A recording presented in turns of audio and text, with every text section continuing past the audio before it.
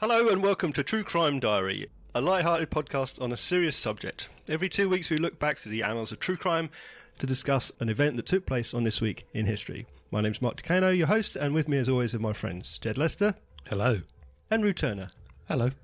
And on this episode we have with us a special guest, Ulro. Hello. Will, what are you? Yeah, what's going on? Who the hell are you? There's another person. I'm a human being. Yep. I guess I'm here because I make podcasts rather than just being alive. So yeah. Thanks for having me on. Yes, Will does mainly for podcasts for the Times brackets of London. That's true, isn't it? That is true. Yeah, it's very traditional. But the Times of London. If you're thinking of comparing his podcasts with our podcasts, you're wholly misguided.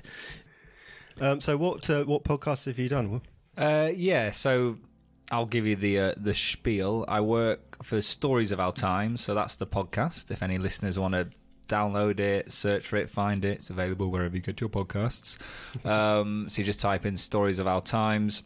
It's a daily news podcast, so there's one out every day, Monday through Friday. But I sort of particularly make series within that podcast, so that's sort of one of my jobs. So I've done a couple of series which, you guys, fans of true crime, might be into. Did one, it was 2 years ago now, it's because we're in January. So one in 2020 called Who Killed CJ Davis?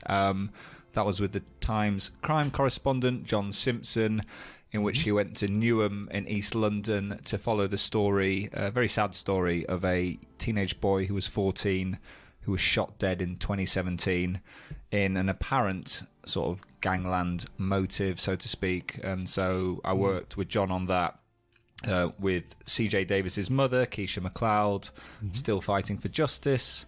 That was a 6-part series. We recently did a 7th part, which came out just the end of last year, which was a kind of update on the case. Right. It's one of those where the sad truth is that there isn't really an update. The police have got no further. The wall of silence still there. So yeah, so I made that, and then last year in 2021 did a series called 17 Years, the Andrew Malkinson story, in which Emily Dugan, who's a journalist at the Sunday Times, follows a kind of live story of a chap called Andrew Malkinson, who in 2004 was sent to jail. He was convicted of rape up in Manchester, Greater Manchester, Salford to be specific. And he did 17 years, hence the title, and he always maintained his innocence. And through working on that podcast and investigating with Emily, we believe his conviction to be unsafe, essentially. So you can't say ultimately whether or not he did it, but there's so much evidence that's come out, so many things that she uncovered, which would suggest that this is something which Greater Manchester Police really do need to relook at.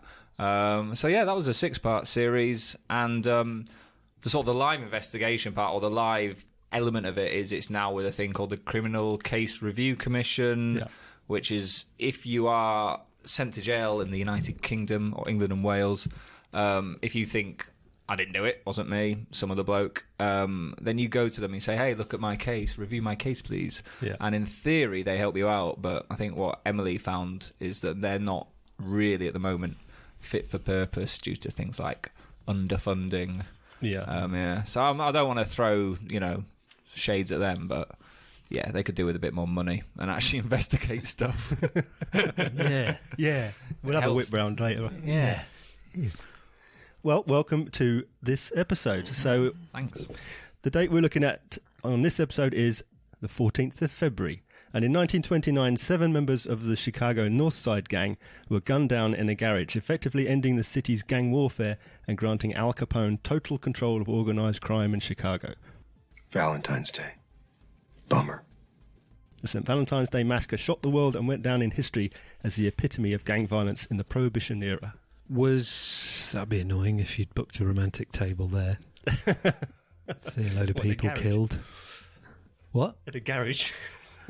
What was it not? It would be very disappointing if you booked a table in a garage. Yeah, we're going to have dinner in a garage, and then some people will be gunned down.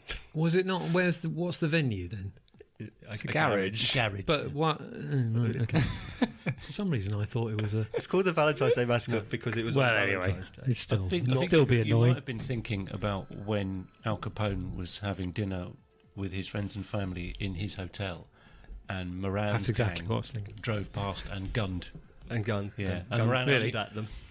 Moran actually got out and emptied 100 rounds with a Tommy gun through them. Is that one of his henchmen? No, Moran that's was from the the so was Bugs the head Moran- of the North Side. Yeah. Bugs Moran was the head of the North Side gang, and Al Right. Capone was head of the Chicago yes, outfit. the rivals. Yes, Yeah, okay. so they're vying for control of Valentine's Day gifts.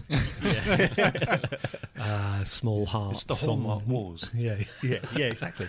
It's mostly bootlegging operations, Is it? but also prostitution and racketeering, that sort of thing. So to be the outright owners of the area, or the The what kingpin. do you call it, the pitch or something? The pitch. Do you call it that? Well, yeah, they'll just run the city. They'll be the big crime boss, The top dog. top dog, There the you big go. kahuna, Number one man, top dog, Mr. Big. the big cheese. Right, we know. Can I just check? Was his name Alan? No, it was Alphonse. Alphonse. Oh yeah, that's more. If you No think- one's it's called Alfred. Alan. If you No emphasise. one. If you How- called how- Alan, How many people of Italian heritage do you know they're called Alan? no one called Alan does mass murders, does he? No. They're always Alfredo or something like that. Perhaps he should have gone. Perhaps he should have been called that, and then he would have been on the straight and narrow. Yeah, but named him Alan instead of Alphonse. Right, go on then. Tell us. How So- did we get there? So back in 1920, you've got Papa Johnny Tario, who's in charge of the South Side mob, which is later known as the Chicago outfit. This is predominantly Italian, and he's got this lieutenant, Al Capone. Okay. Then you got the North Side gang, which at the time is run by Dino Banyan. This is Irish mob, some Polish. Johnny Tario, he decides that it's in everyone's interest if they can all work together. So they will basically have a big meeting, they carve up Chicago into territories, and everyone, they can pool their money and resources in like one big major crime syndicate. And everyone goes along with this for a while. He came back years later and he formed the National Crime Syndicate. So that's when you're getting together people like Lucky Luciano by uniting all the families. So there's an incident in 1924. Dino Banyan basically has a go at a rival named Angelo Jenner. Wise guy. He's bet and lost a large amount of cash, and he's basically Banyan wants to call in his marker. Capone said, let's just let it go, professional courtesy. We'll leave it. Don't worry about the money. Banyan kicks off about it, so he's marked for death. Okay. Essentially, now he ran a florist shop. And so late 1924, a couple of gunmen walk into the florists and open up with a shotgun and a Tommy gun. He's dead. Now, this is what effectively kicks off the next 5 years' worth of gang warfare between the Chicago outfit and the North Side gang, this hit. Of course, you realize this means war. He's succeeded by a man named Vincent Drucci, who himself is killed in 1927 in a gunfight with police. And then Drucci is succeeded by Bugs Moran. Right, you are. The South Side gang, meanwhile, the Chicago outfit, they're run by Johnny Torrio until in 1925 there's an assassination attempt. He's shot a number of times. Now he recovers from his wounds, but he basically goes into semi-retirement and he hands over control to Capone. Oh, cunt. So it's North Side versus South Side, like Sharks versus the Jets in a sort of weird North Side story. It's step, kick, step, twirl. Got it? It's now Moran versus Capone for 2 years until 1929. And now Al Capone is very good at not being involved in anything. In fact, on the day of the massacre, Good idea. he was in Florida. Right. So yeah, cast iron alibi. if you Good like. idea. Yeah. And the idea was that Bugs Moran was going to the garage. This is basically their base of operations, their base of their bootlegging operation. 2122 North Clark Street, which is in the north side of Chicago. Okay, so that's the base of operations. So he was going there, and there was going to be 7 other people, including like his lieutenants.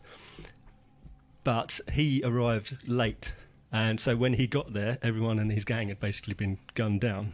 The plan was to shoot him. Right. but he wasn't there. So what happened was you got 7 people in the garage. A police car pulls up and 2 guys in police uniforms come out, and they go into the garage and they basically stop everyone. I'll line up, all of you, face that wall. So they think they're all under arrest. Turns out these policemen, if indeed they are policemen or not wearing fake uniforms, they then let in 2 other people with Thompson's Tommy guns, and they basically just gunned down the whole lot. While they were all up against the wall? Yeah. I didn't know that. I thought it was more of a Bugsy Malone kind of They just threw restaurant, not with a splurge gun, but custard pies at yeah, but a kind of tinkling piano and dancing showgirls. Yeah. I for some reason I thought it was that. Malone. Right, so it's a bit. I mean, I know the whole lot's underhand, but it was a bit underhand. Bit dodgy, wasn't it? It wasn't really Rude, isn't it? It's rude. Did he while my back was And it was really messy as well. I mean, Well, it would be, all wouldn't of them suffered multiple gunshots. Multiple death. To chests, body, head, legs. Well, you would. All the Backs. Yeah, all the I'd say. bits. Yeah. Yeah. In fact, one of them, Frank Gusenberg, he got 14 bullet wounds. Yep. And he was still alive when the actual police arrived. But because of the nature of the gangsters, such as they were, they asked him who it was that shot him, and he said, "No one shot me." Right, of course. Yeah. I fell on a bullet. I ain't saying nothing. Yeah, and he died like a few hours later. Right. Oh, okay. He was probably going to anyway, wasn't he? But if he'd have survived, then he wouldn't have lived very long. No, exactly. Yeah. You If he'd can't- have survived, If he'd have survived, if you'd have told them, he wouldn't have lived. Oh, I Oh, see. right, Yeah. Oh, you're right. Yeah. All right. yeah. Yes. That's So true. you just don't answer because you're dead anyway. But if you're dead anyway, you can tell He him. could have said. Then you can drop in your the rival gang. They are, yeah, it is his enemy. It's not That's like- true. You could say anything. Yeah. True. Anyway, to be There's fair to honour, him, isn't there? There's Yeah. honour in these kind of Honour among people I who ain't- kill honour each among other. thieves. I ain't squealing. So Al Capone was in having a holiday or Yeah. whatever. He was He very lived in public. Florida. That was Okay. his home. Yeah. He was being quite public that day as well, wasn't he? Out and about. And understandable, I suppose.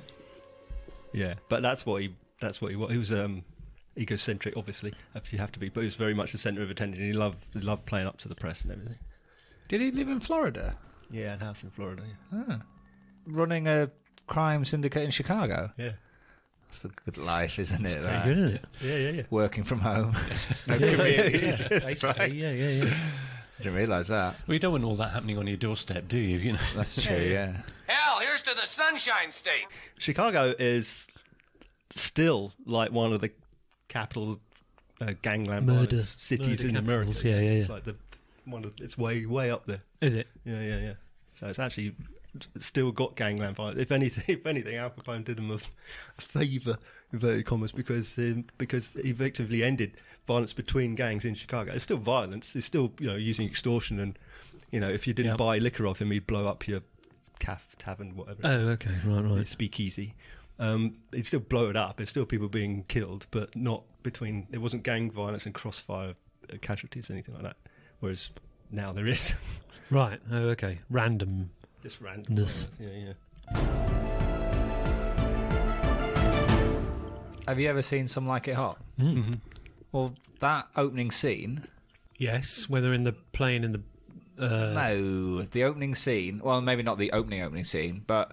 So you know where the two characters, the Jack Lemmon and Tony Curtis characters, Yep. so they're these Depression era, they're out of work. Yeah. Or he plays the double bass, and the other one plays the saxophone. And then they're getting nowhere Yeah. as men. And the St. Valentine... Because I actually looked this up the other night, because I was reading up about Al Capone. I thought, this sounds awfully familiar. And Right. that opening scene where Spats Columbo and his guys go in, right? Of course. That's the St. Valentine's Day Massacre. Right. That's what that's But that's based in a on. kind of. Garage. Because Tony Curtis goes to his girlfriend, and it's on Valentine's Day, and he goes, "Baby, what are you doing tonight?" And she goes, "Ooh, da, da, da." And he says, "So you ain't using your car?" Right. So they walk down, don't they? Oh, okay. And then they witness yes. the shooting, Yes. And that's why they and had it's to escape. Yeah. But then they get protected by the double bass. Yeah. And then they go on the run, and then the Well, that's why gangsters- they had to go on the run. Well, they had to go on the gun. They had to get out of there.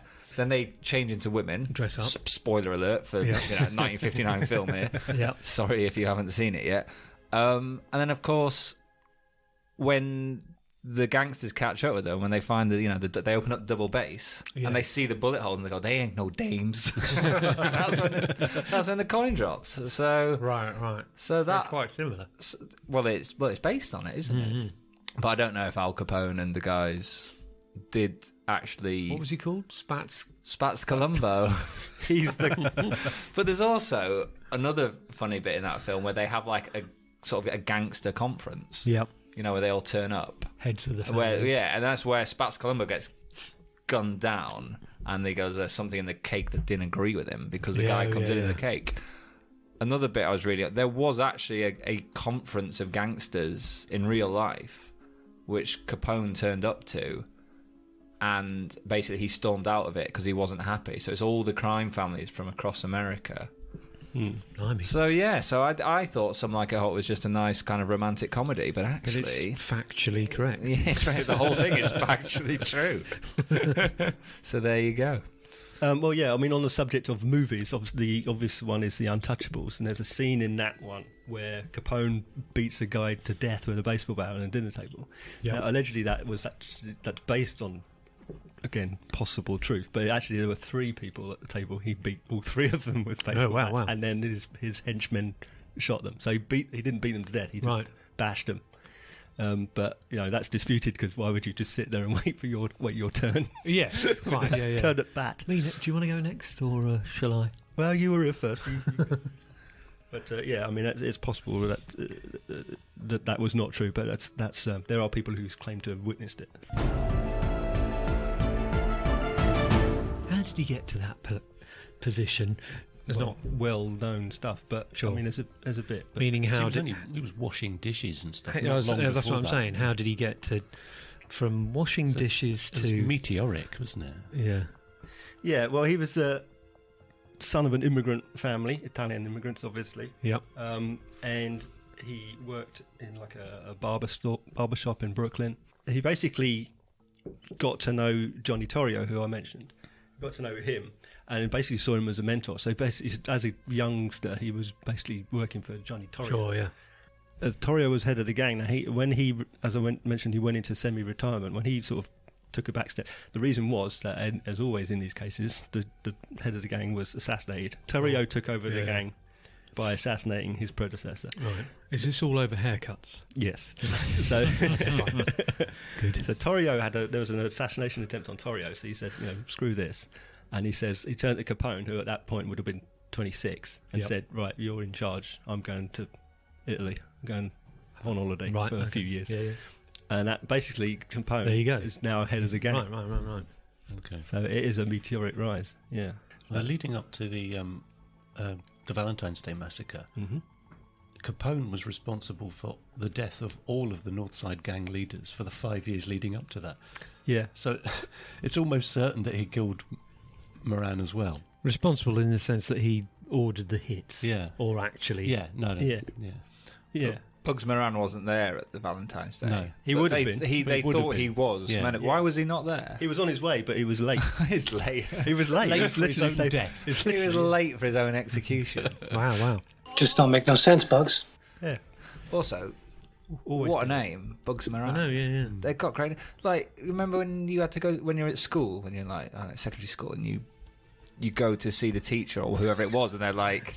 The name's Bugs. yeah, but it's like, what do you want to do with your career? You go to see the career advisor or whatever it's called. And be like, my name is Bugs Moran. It's like, well, you'll be a mobster. Good luck. That's it, isn't it? Yeah. It's like, His name George. His name was George, yeah. Okay. There's not enough Little Georgie Moran. Bugs these days. There were so many bugs back then. Everyone was Bugs. What is Bug short for? Or is it just a nickname? A nickname, yeah. Bugsy Seagull. Bugsy Seagull, yeah. Who we mentioned in the last episode. Bugsy Bunny. Bugsy Malone. He's Bugsy not Malone. real, He's not real. The name's Spatch Colombo.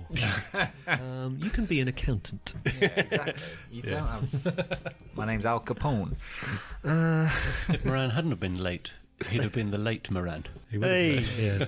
They did have some great names. You got Patsy Lolordo, or Pasqualino is his real name. Are these all name. men? Yeah. Was he a patsy? No. Oh. You got Antonio the Scourge Lombardo. Nice. The Scourge. Very good. People don't have these kinds of names anymore. They really should. No, they don't at all. I might rebrand to Bug Zero. I'll have to change career. After the massacre, Bugs Moran said to, I think it was a newspaper reporter, he said, only Al Capone kills people like this. And then basically on the same day, Al Capone said exactly the same thing. Only Bugs Moran kills people like this. Right, yeah. So it's basically saying, oh, nothing to do. Sure.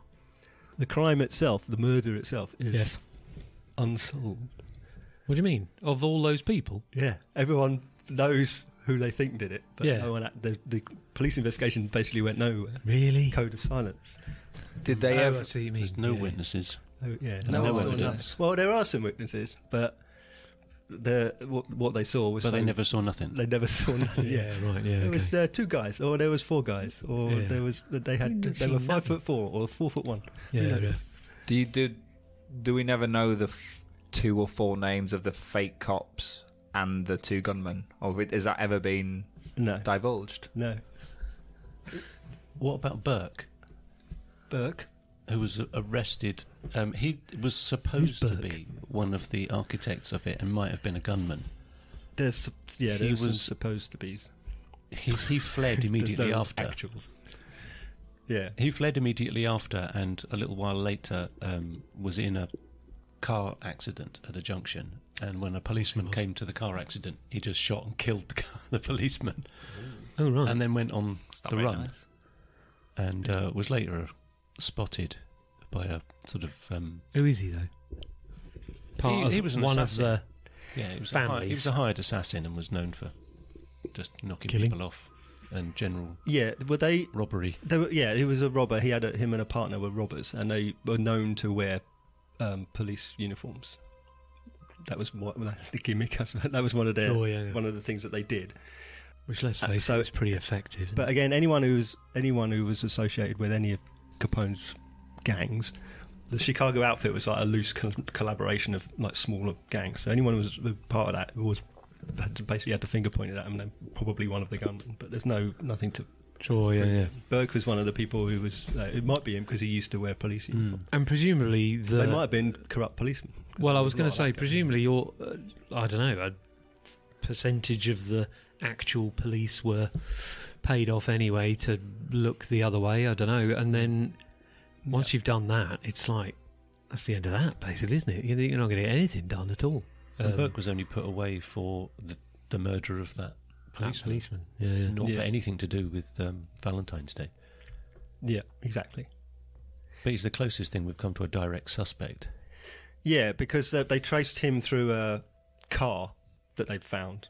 You own a car. You owned a car. Must be you. Bang to right. There was a guy who worked in a petrol station or gas station who spotted him. He used to read a lot of detective magazines, Oh, yeah. and the photograph was in there. And he went, He's oi. like, wait a minute, he lives here. He fills up his car here. So as it was done, but then he wrote a letter to the police.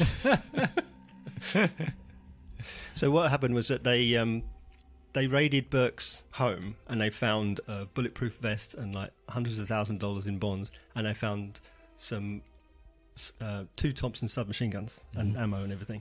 Anyway, they traced the submachine guns using ballistics, comparatively young science of ballistics, and they found that those guns were used at the massacre. Okay. So that's part of what the Okay. evidence. Well, there you go then. against Yeah. it, So I mean, there's a lot of circumstantial evidence, but I mean, you the know, likelihood is could it have was put them there, but Sounds like we've just solved it. I know, yeah. Well done, guys. right. Excellent. Oh, nice one. Years later, in 1935, there's what's called the Bolton revelations. Now, this is part. Do you know the Barker gang? No, Mar Barker. I've heard of the Mar Barker. Barker. So the Barker gang is basically this is the same sort of time period. You know, the whole Bonnie and Clyde and all that. Bugsy Malone times. Bugsy Malone. Yeah. So basically, they were again as a group of gangsters. Doc Barker and Barker, and it's like a family, and then they have their associates. Now, when they took these into custody, one of the people was called, they killed Barker and Doc Barker, but when they took the rest of the gang into custody, Byron Bolton was one of them. Now, he apparently claimed to know all about everything that happened. Yeah, so he was. He said that he was at the meeting where they plotted the murder of Bugs Moran, and with Capone and his associates, people like Frank Nitti and what have you. One gang could run this city. One gang. They were out sort of. They just basically went on a fishing trip, and then as part of the fishing trip was just to plan murders as well. Sure. So he was there at that fish. time. Yeah. Now he also said I'm going to hook one. So he said that he and another guy were supposed to watch the garage and signal a phone into a cafe, the murder garage, cafe, when Bugs Moran arrived at the meeting. And apparently Yes. he said that he phoned when he saw someone arrive at the meeting. He thought it was Bugs Moran, but obviously we know it wasn't. Yes, and because he was late. That's when the Just police some drove other up. guy in a brown suit. Yeah, so basically he claimed that he and was a part of the trilby. meeting to do the planning, and he was part of the like a lookout and to charge to signal. But whether that's true or not, we don't know. It's all a quite bit because everyone's like, yeah, Al Capone and what would we call that era? The Golden age. well, no, like, I mean, it's Wasn't it Is the it roaring, depression? the roaring 20s? well, was it? I was still Yeah. say 30s, but Well, I don't understand that because Prohibition started in 1919. So Yeah, how did well, it ran roar? it ran for 13 years. Yeah, but how oh, was... right, so it's rather rubbish. 20s. Yeah, but they said yeah. it was roaring. Yeah, I know. But no, this- wasn't it roaring in? Oh, Britain. in Europe. Britain. No, it was called in the US. Was it? Well, anyway, I was going to Cars. say. Henry Ford, the automobile, Yeah. roaring engines. Yeah. I was going to say, was it because it's quite a romantic view of that era? But was it a nice time to be alive then? I mean, it sounded a bit horrible.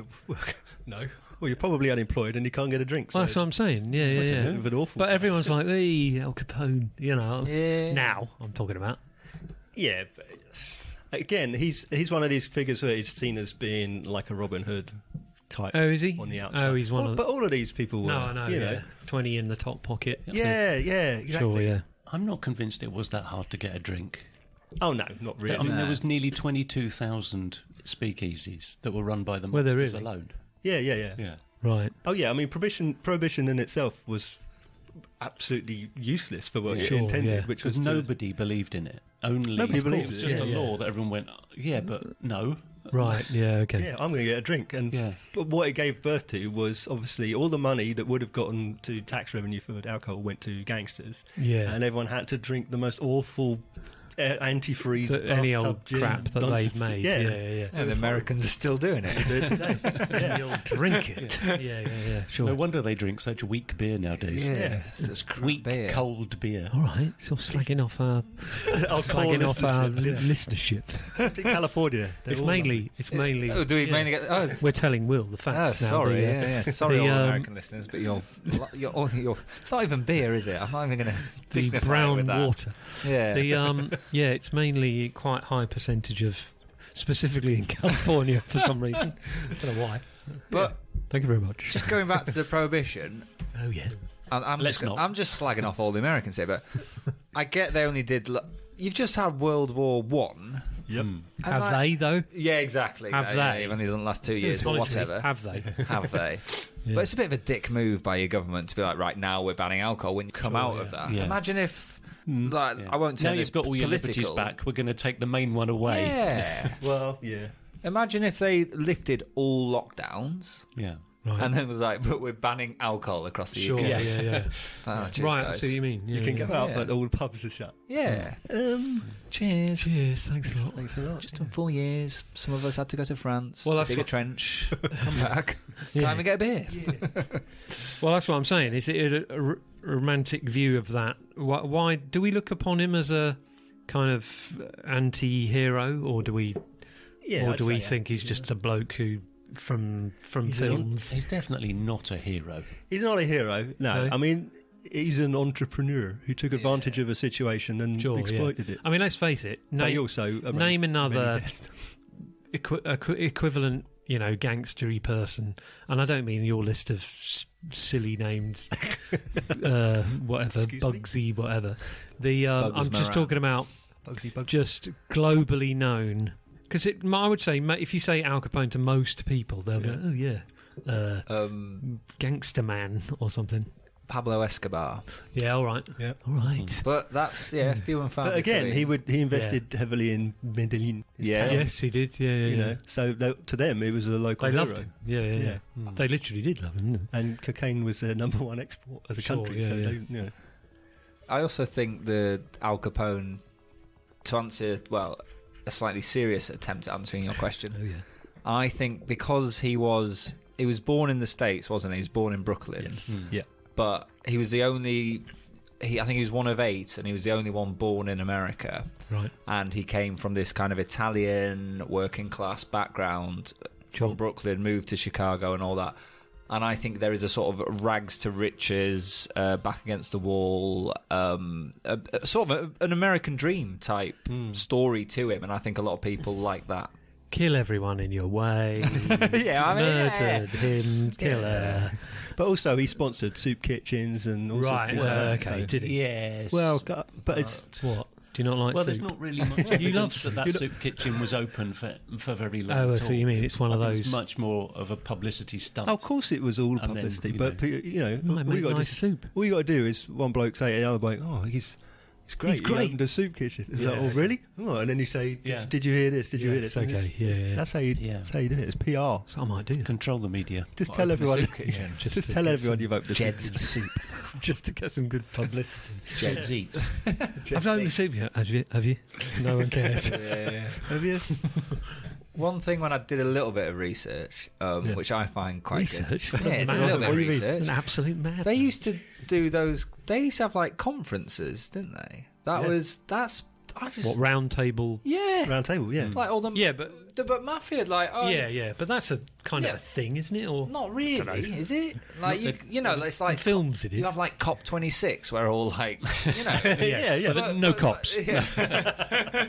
So you got like Copless 26. Brazil, the US, Sure, where yeah, it yeah. turns up. But it's like we're having a mafia conference, and then they all turn up, and they have a nice hotel, and I just quite like. I have to An tell you a agreed story. territory. I was in San Francisco a few years ago. In fact, it was shortly before Twin Towers happened, and not that it's related, just to give you a time point. And I was in a restaurant with a friend of mine who was a native San Franciscan, and I don't know if they call him that. Probably not. Almost definitely not. And we were just in this seafood restaurant down one of the piers, and it was just us, and then there was this long table full of guys in the corner around the corner from us. Here we Just go. quietly eating away. And the conversation on this table was like some kind of cliche Italian Irish mobster gang, and they were all called Tony. Yeah. Of course. All calling each other Tony, and they were all talking about the business in the South and what they're going to do about Tony and Tony Pete. and like somebody else going, we're sorry. Right. And we just kind of very quietly put our knives down and decided to pay and leave. Yeah, in case someone burst in. We don't want them to notice that we're here and we can listen. Sure, yeah. Jesus. It's probably just some laundrette businessmen. Yeah, of course it is. Yeah. So But they own were they talking about all the soup? laundrettes. All All the laundrettes. There's great soup. Yeah. It's a different kind of law. So when Capone's earnings were finally established, they reckoned he earned $1 billion. Wow. Yeah. Blimey. Is that in today's In that time money period. or that money? It would be in today's money. Today's money. okay. Oh, not much. Oh, that's fine. Whatever. Wow. What I got. Out of So it's $1 billion in his career lifetime. Yeah. Okay. out of what we can probably guess, the usual running mobby mob things. operations. That was his income. And bearing in mind that he didn't actually do most of the. It's a pretty good business model. That was his. Never carried a gun. No. Really? Apart from that one time When was that? when he got arrested and did a year's prison. But that he planted a gun on himself. Oh. which is quite easy. That's not planting it, it's just picking a gun up. That's just picking it up. But that's what he did. That's true. I planted a phone on Pled guilty immediately. And Right. Because he got under so much heat in Chicago or Florida or wherever he was. He went somewhere because basically the other mob bosses said, you're bringing too much attention to us. Right, which is true. Yeah. And he never carried a gun because he just had his henchmen carry guns. Of course, Because when you're the top dog, it's like, you're too cool to carry guns. Of course, They will gun down people for you. And obviously, if the cops stop you, you don't want to have a gun. Yeah. But the way he got himself arrested was to just carry a gun. So I think they were waiting for him at a train station or something. so it's deliberate. To get out of there. But you wouldn't expect him to want to do a year. I mean, maybe he didn't expect to get a year. I think that year, I'm sure we'll come on to Alcatraz, but that year he went. It was he did quite nicely, didn't he? Sorry, he did quite nicely and comfortably for that. Yeah, year. I mean, it was like almost a form of house arrest where he was in a prison, but it was chilled and pretty nice, and I think his family could come and visit. So, well, let's talk about then Capone's arrest. So ultimately, because obviously they couldn't tie him, he hadn't killed anybody, and he couldn't be tied to anything. Yep. They picked him up on income tax evasion, that's quite famous. Everyone sort of knows that. Income tax on $1 billion. Yeah. So he was charged with evasion for. So it's 1931. He was released on bail, and he was charged with 22 counts of income tax evasion. Income tax evasion. That's a laugh. Well, that's the funniest thing I ever heard. Meanwhile, Elliot Ness and the Untouchables, Treasury agents, they've been sort of trying to do as much damage to his liquor operation as possible, and to gather evidence. And they, while he's waiting trial for income tax evasion, he's indicted for 5,000 violations of the Volstead Act, which is prohibition. 5,000 violations. Right. So, but they still couldn't get him on any. Blimey. What's the Volstead Act? Volstead Act is the act of prohibition. That's right, okay. So 5,000 versions of that. 5,000 violations. So manufacturing, liquor, distribution, etc., etc., etc. What, a queue? Is this just they accusing? couldn't tie him to any of it. So Elliot Ness and the Untouchables were useless. Were a complete failure as far as arresting total failure, and trying. Yeah. Because ultimately what they wanted to do was end the manufacturing and distribution of alcohol. By the mob? By anybody. Right, you're fine. By definition, you're a criminal. Yeah. And to bring down Capone, who they knew was like the kingpin. That was what they were there to do. Now, contrary to the film The Untouchables, they didn't have a forensic accountant on their team. Yeah, they didn't bring the income tax charge. That was done by others. Yep. And they didn't. They made significant inway in damaging the business, but you smash up one delivery of Canadian whiskey and another one will pop up down the road. Right. Okay. So they really were completely ineffectual in that regard. Right. So but in 31 something finally stuck. They got him for income tax. So he was charged with evasion of $215,000 in tax on income of just over $1 million in a 5-year period, which is up to 24 to 29. So on $1 million, you say?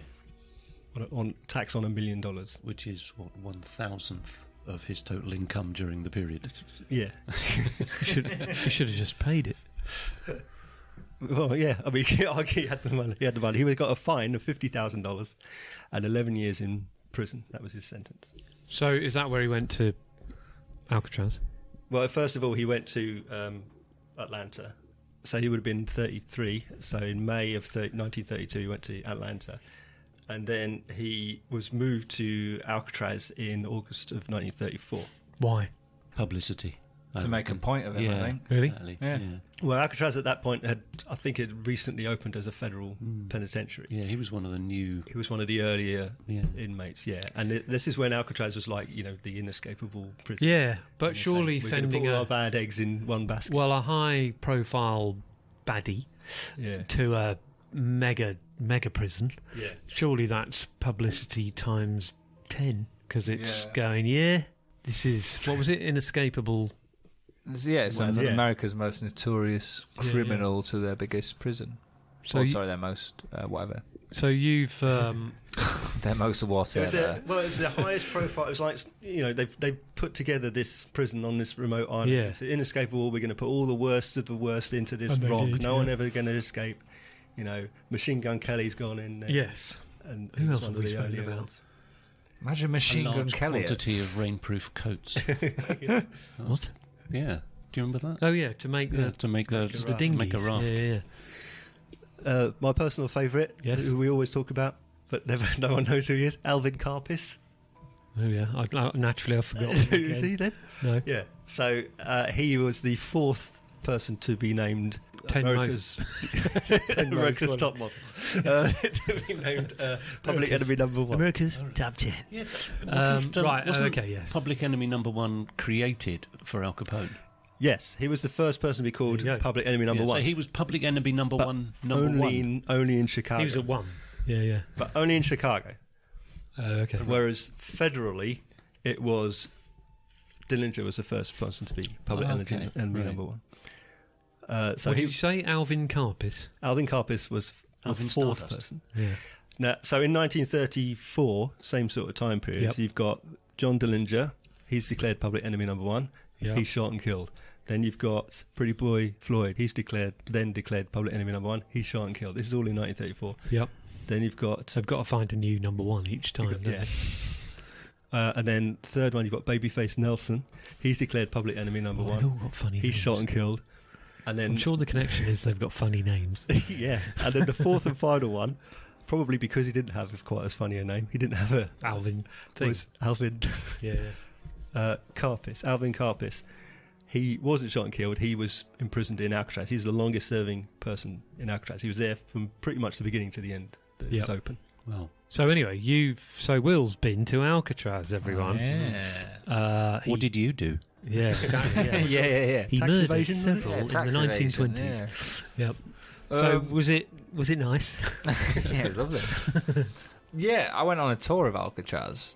Has anyone ever actually escaped? Because when I did the tour, one of the things they said was that no one has ever actually escaped it. There's been like a couple of people that left, but they were never seen again. And the tour guide... So this is quite an interesting dilemma, because when you go to Alcatraz, you get on the ferry and you go across, and the water around it is really choppy, but what I'm told is it's also really, really freezing. So that's why it was so hard to escape from it, because even if you got off, you couldn't swim because you just perish because it's Well, we did. cold. We've done an Alcatraz episode. Okay, basically, well, maybe where I should have listened to it. where I claimed I could have swum. You couldn't. I mean, Yeah, I'm a good swimmer. You'd have gone straight down. There is an annual swimming event Really? from Kind of Alcatraz triathlon-y Island thing. to Yeah. shore. Okay. So they all... But they probably wear Make it. wetsuits. They may all make it, but were they on prison diets? Yes. In prison uniform? Probably and not. Absolutely knackered. I would imagine not.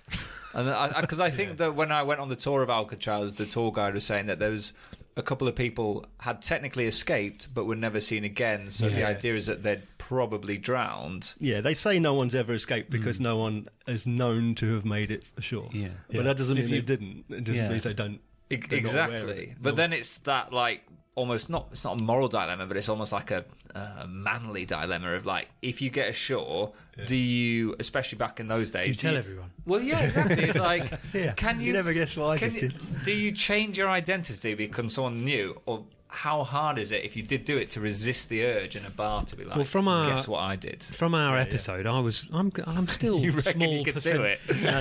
Yeah, I reckon. All right, can I do it? Yeah. No, we questioned. We kind of spent. Yeah, they probably did it, but then they were too. Because they weren't. The two guys Frozen and- were known to be really good Yes, swimmers. they were, Yeah, weren't they? yeah. Yeah, the two but- people. Before they'd spent years in. But but it was freezing, so they might have made it, and then It like seems like there's not a lot else to froze do to in death or prison something. apart from exercise. Yeah. I mean, I just think you'd need a wetsuit. well, they definitely didn't know. Yeah. Do the have that. people that do the annual swim, do they do it in a wetsuit? I would imagine so. Yeah, Well, because I don't it'll be signing your life away. Little, Maybe some good you smell. will wear a wetsuit. Yeah. kind Yeah, of. yeah. Well- There is evidence that there was a boat that met them in the bay. Oh, really? Yeah, again, the simple fact of the matter is, there's no evidence that the Anglin brothers or Frank Morris, who was supposedly escaped, Yeah. there's no evidence after the That they fact made for it, years later that anyone went, oh, well, that's him, or I was. Why the would guy. you say? But could you resist the urge to not Frank brag? Morris. Nor My is- name's nor is Frank there any Morris. evidence that they didn't get across. Yeah, There was no sure, yeah. bodies ever There's found. exactly. And they did find some of the raincoats that were made into a raft. They found them ashore. They could have just washed ashore. They could have, you know. I mean, it's again, it's one of those mysteries that we'll never really know the answer. No one has ever escaped from Alcatraz, and no one ever will. So you've So I visited swam there. across it. Yeah. I didn't get the ferry. I swam across just to prove a point. No probs. Yeah. Butterfly. Yes, so you visited. Visited, saw Al Capone's cell. Nice. It is small. Is it? It's very small. Yeah, they purposefully. I mean, they made a point of putting him there, and I don't think you could stand in his cell, but there's definitely like a little plaque next to it when you go. So his cell it was 133 on B block, which is like inconsequential. It's just a normal row of cells. Yep. It's just in the middle. There's a little plaque next to it, and it says Al Capone, famous gangster, was here. Right. I knew he was, but I was very unimpressed, and I was sort of, I didn't realise he was at Alcatraz or had been there. Right, so when I saw it, I was like, oh, Al Capone is here. Right. But yeah, it's a small, like, narrow cell. You've got a tiny little bed and a little sink, and that's it. But from what I know, or what I've read up about, he was badly treated there. I think he was basically bullied because, despite being despite being this big mafia boss or mob boss, you know, he was in there for tax evasion, and there was some all the other guys were really hardened criminals. Yeah. So I think he got like beat around in Alcatraz. Right. Yeah, Didn't know so that. he didn't have a good time. But people would have known exactly who he was. Yeah. It's not, oh, there's that idiot who's in for tax evasion and I murdered hundreds.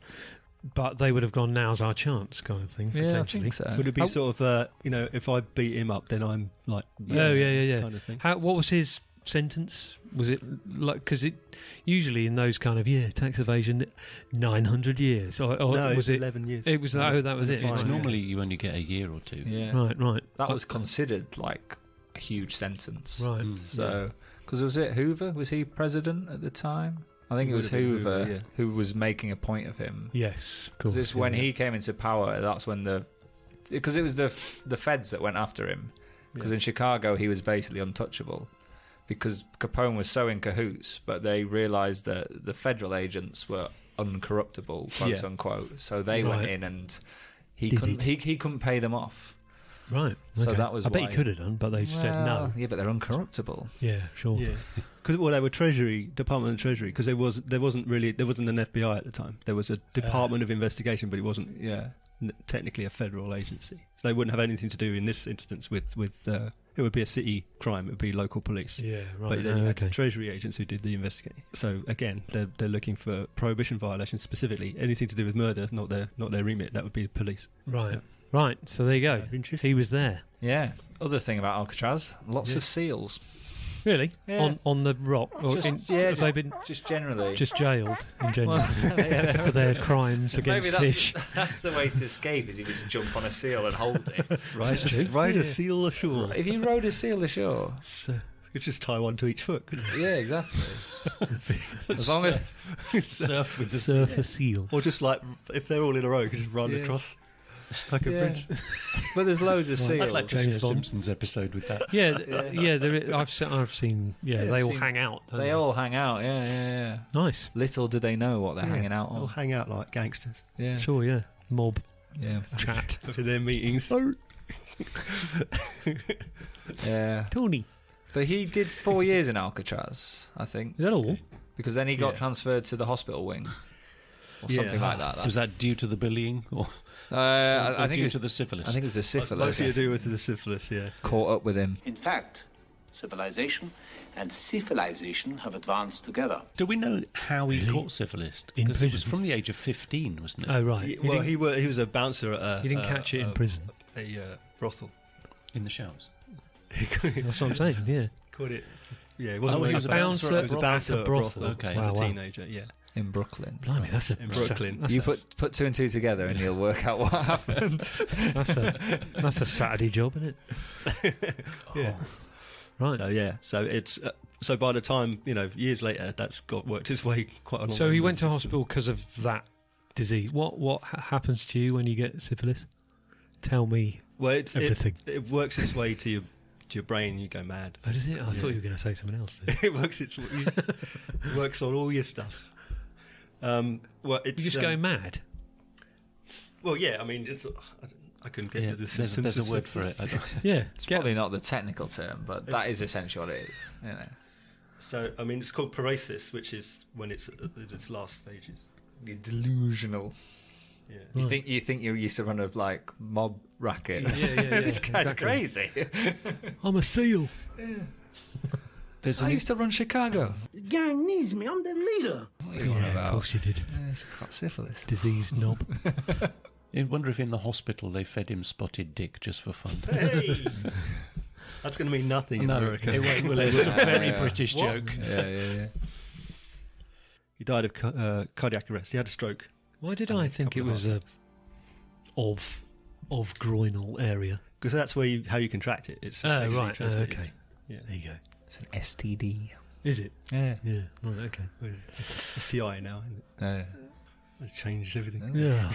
Is it not acronym changes? No, it's an infection. Right. So yeah, there you As go. we all cross our legs. So he's riddled with disease / infection. So he died in 1947. Right. In there? Not in Alcatraz. Alcatraz? No, in Florida. Oh, right. He was released on compassionate grounds. Blimey.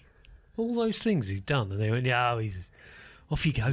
Well, they reckon that by that stage he had the mental capacity of a 12-year-old. Oh, right. Okay. So, all right, fine. As I say, a 12-year-old I want to go and ride my with bike. a gold-plated Tommy gun. a 12-year-old gangster and a load of henchmen.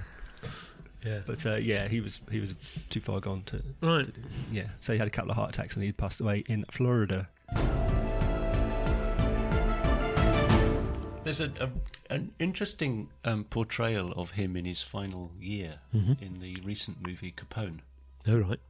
How recent is that? 2020. I don't think I've seen that. With Tom Hardy. What's it about? Playing Tom Hardy. Oh, right, yeah. Tom really? That's quite new then. Who looks phenomenally like him. Right. Even without the makeup. What era was it depicting all of it? Late stage syphilis. Yeah. Oh, really? Oh, it was. Yeah, it's the last year of his life. Oh, okay. When he's in protection. Oh, right. No. It didn't get great reviews. Oh, okay. I think a lot of people seeing a movie it was called about Capone, syphilis. about Al Capone, thought they were going to get a Yeah, gangster sure. And it's just not. And it's just a sad, It's about dying an man. old man, right? Slowly coming to the end of decrepitude. It's a movie about syphilis with a few flashbacks and one rather interesting and amusing scene with a gold Tommy gun. Okay, which I won't spoil. No, but don't. It is good fun. I'm going to watch that. What else did you watch? I Untouchables? watched Scarface because I hadn't seen that in a long time. What which one? The oldest one. The 1950. No, not the 1958, 59. Was it? What? Not Al Pacino. Yeah, the Al Pacino. Oh, that's nothing. What's that got to do with it? No, it's not. It's got nothing to do. Oh, right. Oh, okay. Why are you Is that how you found that? out by watching it? Yeah. I watched a film. I watched Dumbo the other day. What the fuck is wrong with this guy? Am I kidding me or what? Because it kind of pretends that it is, but it's not. It's just like a lot of dozens and dozens of films have taken loose inspiration. Oh, okay. And just run with it. Well, speaking of inspiration, the image you always have of the 20s gangster with the pin suit. Yes. That's based on Capone. Spats. He's probably the only person who dressed like that. Really? Yeah. Because all the rest, everyone else who was an actual gangster doing gangstery things like shooting people didn't want to stand out. Yeah, so they'd be wearing very plain, drab, everyday clothes. Not spats. Spats Columbo. Well, they all wore. Did they not? They all wore hats in that era. Just they all wore hats, but you can move the hats. But they, but they wouldn't stand out. Right. As a whole outfit. But he was big on that, wasn't he? Sort of being a character. Exactly. Yeah. Like all the other gangsters, they wanted to not blend in. Yeah, because you don't want the police on your back. Sure. Yeah. You know. If you're running underground crimes, the last thing you want is all crime is underground, is it? Ooh. Anyway, if you're running an underground like racket, you don't want to be like front and center. But I think that's why a lot of the other gangsters got annoyed with him. They were trying to call these truces, or we can share the money. But Capone was like, well, no, I want it all, and I'm going to gun you lot down. Yeah, exactly. There's lots of photos of gangsters and mobsters in groups where they're all like looking to the ground the other way, and holding their hats over their faces. Right. Despite wanting to pose for a photo. Posing, he's up front with jazz hands. But when he was on the lam once, like on the run, he called a press conference just to say hello. Yeah. Right. That's what I mean. Gangsters having press conferences. It's just amazing. Imagine if you got asked to do that gig, Jed. Just, can you just go along and photograph this? Yeah, all right. Yeah, great. Yeah. Cool. Mega. I'm trying to think what the modern day equivalent of that is. We don't really have any. We don't Weinstein know party? gangsters, really, do Sorry? we? A Weinstein party? Yeah. Jesus. Yeah. So surely he's got some living heirs. He does have a niece. A niece? Yeah. Niece? Who worked with a voice actor to recreate, because there's no recordings of him. Yeah. So she worked with a voice actor to recreate his voice as best she could remember it. She said she can still. She could have said anything. He talks like that. Yeah. Because he married, and that's right, May, and they stayed married throughout his whole life. Yeah. He was faithful to the marriage, but not necessarily faithful to her. Yeah. You see what I mean? I'll remember that. I'm going to write that down. Honestly, it's faithful to the notion of the marriage. I'm faithful to this marriage, but because his wife was Irish, so it's an Italian-Irish family. Right. It's like Springsteen. Is he? Yeah, he's Italian-Irish. Does he carry a baseball bat? Yeah, exactly. Yeah, everywhere. And Al Capone actually wrote "Born to Run." So apparently, lots of people have claimed to have been his illegitimate children. Oh, okay. Yeah, He only had one son, right? Appropriately named Sonny.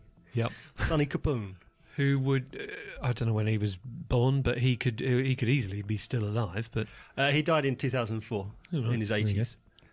He changed his name in 1966 to Smith to Brown. It was close. So to remove the ties. When did he decide to get rid of his name? 1966. He left it quite late, didn't he? He did. Yeah. It's like, okay, just if one more person calls me, just one more. You say that one more time, I'll fucking change my name. All right, one more time. Yeah, so he was, he was 85 when he died in 2004. Okay, any more about movies? Well, there's you watched another one, didn't you? There's the aptly named Valentine's Day Massacre. Yes. What's that about? Hey, 1967. Yeah, that's a great movie. Yeah, and it almost sets itself out as a documentary. Who's in that? Do we know? Nicholson. Really? Yeah. Oh, nice. Uncredited. Oh. I had to pause it, and I just thought, wait a minute. That's Jack Nicholson. That guy with a really weird voice, because he puts on a weird voice. As normal. Like some whispery gangster voice. And that looks incredibly like a young Jack Nicholson. It totally is. He's got playing? one line. Just some little mob guy. Just some guy. Yeah, just some dude. Is he one of the guys that gets shot, or is he shooting, or is he just even less more peripheral? Shadowy. Yeah. So there are no background mob guy. There are no names. But it's a Roger Corman. Oh, is it? Joint. Wow. Which is why Jack Nicholson's in it, because he was in other Roger Corman movies as well. Right. So it's like, how people get their stock cast of actors. Jason Robards and George Segal are in it. Jason Robards is great. Yeah. So I might watch that. It's sort of it pretty much sort of dramatises the facts. If you know what I mean. It kind of strings it together with little bits of text. That'll do. Yeah. But it's not, unlike most of these movies, it's not loosely based on it. They name all the characters. It's very much based on the known facts. So it's a good film anyway. It's a great movie, but it's also relatively accurate as well. Is Burke in it? Is it Burke? Have I created a character there? No, I think Burke. Who was the character we were chatting about? I don't know if he's named as Burke. Be interesting to look. You said it. Burke's the one that we think was there that's the closest, but yeah. Who he had the guns in his house that were, I don't know if he had the smoking guns. The smoking guns, literally. Yeah. I don't know if he's a named character, right? But yeah, it's possible because the people like I mentioned, Frank Gusenberg was there, so he's named, and Patsy Lolordo is named, right? Yeah, it's got Jack Nicholson is Gino. So they just stop bothering with full names. Sure, Gino. Hey, Gino. Just on popular culture. Oh yeah. Just this has come to me right now. Yes. You know the way that in lots of gangster films or shady films, whenever people go into like underground car parks, bad stuff happens. Usually. Yeah. Do you think that ultimately comes from the Valentine's Day massacre? Well, it's never looking for a good parking space, is it? It's a great one over here. It through, like maybe that is the ultimate. I don't know. Yeah, the connection. Like, I think it's just that's what it's come from. It's because it's isolated. It's an isolated place, so it's sinister. It's a good place to sort of say, well, I'm on my own. There's no windows. I can't be. No one can see or hear me, and I'm vulnerable. So generally badly lit. I think it's based on the fact that crimes get committed in those places. Yeah, as well. rather than the St. Valentine's Massacre, which was not underground. It was in a garage. Yeah, I cannot emphasise enough. It was a garage. It's not a restaurant. Not a restaurant. Yeah. No, but it was a garage. But I'm just, maybe underground car parks. I don't know, but it's the ultimate inspiration. You're right, though. It's I'm just sort of classic. thinking it's a classic scene, and I'm like, well, actually, the scene, that's you go, what it's from. Yeah. This isn't going to end well. Yeah, exactly. So surprise birthday. Oh God. Yeah, it's true. You don't go into an underground garage expecting like a parade. Birthday cake. Yeah. I know one interesting thing is that if you go to the Mob Museum in Las Vegas, got a museum, brilliant. They've got the wall from the garage with the bullet holes in it. Oh, really? They bought the bricks, and reassembled it. That's amazing. In the Mob Museum, have they got the Bonnie and Clyde car? Because I'm pretty sure it's in Las Vegas, isn't it? It's in Las Vegas, but it's in. Is it just in a bar? There or are several something? claims to that car. Yeah, the one that is supposedly is in a casino. Well, anyway, that's another one of Will's bizarre crime spot holidays, going to see the area where Bonnie and Clyde was shot. Yeah, that's another. In fact, we've done Bonnie and Clyde. What prompted you to go to a stretch of road in the middle of nowhere? Okay, I'd go there. By the way, can I just say that I'd happily fly there now? But why, Jed? Why? Yeah, don't know.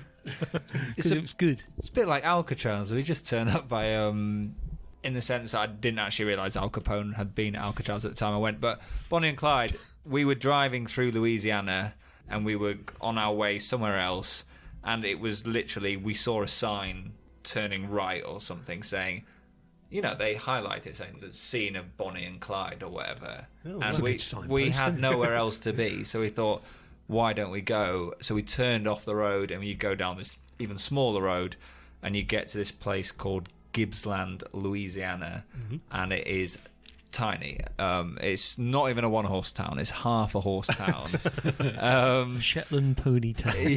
Yeah. The smallest Shetland pony you've ever seen. Half that, and that's how big it is. Fine, And then you get in there. Can't emphasise how small it is. And then you have a Bonnie and Clyde museum, which is like one house, and then there's a couple of other houses, and then there's another sign saying if you drive down this road, on the left as you're driving out, there's like a little plaque and a little wooden stone, and that's where they were ambushed. So you can just drive to the spot and you can get out. Nice. And you can see lie in the road. Yeah, and it has on the other side of the road. There's a sort of a bank which drops down. So the perfect place to hide. Yeah, exactly. Yeah. It was their ambush, wasn't it? Where they all exactly lined up. Did you go to the gas station where the phone call was made?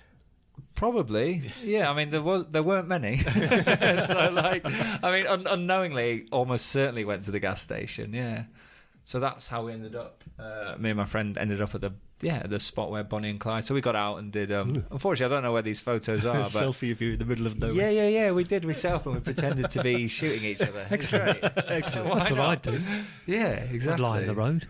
Yeah, just lay in the road. It's It's a completely like inconsequential place. Yeah. Like, I'd still like to go there. Oh yeah. Yeah. It's like a country lane in North Yorkshire. Like genuinely, that's what it's like. Where massive murder happened. Yeah. So where else did you go on your US tour of death? I mean, I think we've sort of covered it really. I think Jed's bigged it up slightly. Yes. It was basically Bonnie and Clyde and Alcatraz. Yeah. I don't think we... I mean, again, unknowingly, we may have been to loads. If you're in crime everywhere. Yeah, if you're in the States, true. you're never far from a gun, are you, or something? Waco, you could have gone via there. Could have gone via Waco, Texas. Yeah. That would have been interesting. When you did the tour in Alcatraz, were other things highlighted there? As well? We've mentioned a couple of Other other plaques. known villains. Were other characters highlighted while you were there? They were... I can't remember, so I can bullshit around this answer if you want. So I wouldn't know if it was truth or not. No, but yeah, there were definitely. But I do remember his cell was the main highlight. That's definitely true. Like That was the main selling point. Yeah, people queued up, but I don't think Did they? Did it have like Robert Stroud and the remember. Birdman of Alcatraz? The Birdman was a big. So the Birdman of Alcatraz was like a big sort of highlight of it. Yeah. Because he's a very interesting character. But just generally, from the tour, from what I remember, it's a fair few years ago now, like, it's just an impressive place to go because it is like the ultimate prison. You know, it's sort of... It's surrounded by water, and I think back in the day there was rumours that sharks would like swam around it. Obviously they didn't because it's too fucking cold for them as well. Yeah. Right. Let alone the humans trying to escape. You know, think about the poor old sharks trying to kill the humans. Well, it's a good way to dissuade people getting in the water. It's probably sharks, isn't it? Yeah. But yeah, I mean, you do get a sense though when you go like how horrific it would have been to actually have been sent there. Yeah. It is like a soulless, horrible place. Oh. But nice views. But actually, that's the thing. Yeah. His cell looked across the bay, and I think they did that. Had a window. Yeah. Wow. Yeah, well, through the bars. Yeah. They did that to almost punish him, so he could see sort of freedom and... That's what you would have won. He could see San Francisco, which is, of course... What a great city, you know, isn't it? Yeah. And that's the pain of being on Alcatraz is you've got this body of water between you, and you have like one of the most like thriving, upbeat, like one of the greatest cities in the world, really, San Fran. It's cool, isn't it? There's trams and all sorts. Trams. Yeah, that's the way I identify it. Trams. But going back to Jed's idea about thriving 20s or roaring 20s. Yeah. San Francisco, I reckon, would have been a cool place to be. Yeah. It's interesting when you say, "Oh, you got the great view and everything." My immediate instinct was, "Oh, they gave him the best best room in the house." No, but I think it was to punish him, so to speak, to make him feel, that's freedom, and should have paid your taxes, mate. Yeah. Let alone gunning down all those people on St. Valentine's Day. Or did he? Or did he? Exactly. That's all for this time. If you want to know more about what we've talked about on this episode, then just Google it or something. You can listen to all of our previous episodes on our website. That's www.truecrimediary.co.uk. Please remember to leave a review on your podcast provider if you can, or you can email us. That's stuff@truecrimediary.co.uk. My thanks to Will, Jed and Rue, and to all of you for listening, and we'll see you again on the next date in our True Crime Diary.